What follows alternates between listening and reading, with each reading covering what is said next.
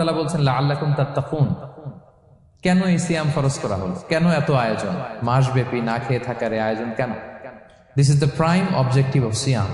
এটা হচ্ছে রোজার প্রাইম অবজেক্টিভ। আল্লাহ বলছেন যে এটার মূল অবজেক্টিভ, উদ্দেশ্য হচ্ছে লাআল্লাকুম তাত্তাকুন, যাতে করে তোমরা মুত্তাকি হতে পারো, আল্লাহ ভীরু হতে পারো। এজন্য এই যে রোজা সিয়াম যে সাধন করছেন, পালন করছেন, আপনি এটা ফিল করবেন যে আমার তাকওয়ার লেভেলটা ডেভেলপ করতেছি কিনা, আমার তাকওয়া বাড়তেছে কিনা। তাকওয়া হচ্ছে এই ফিলিংসটা মনের মধ্যে আসা যে কেউ দেখে না কিন্তু আল্লাহ দেখে।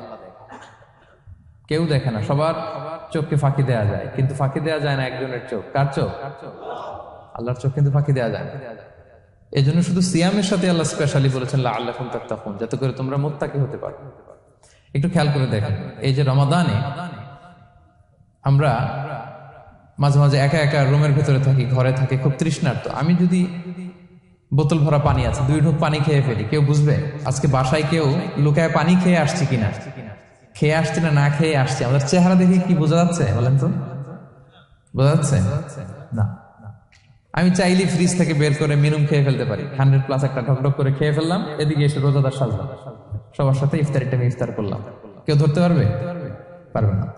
তারপরেও আমরা খাই না।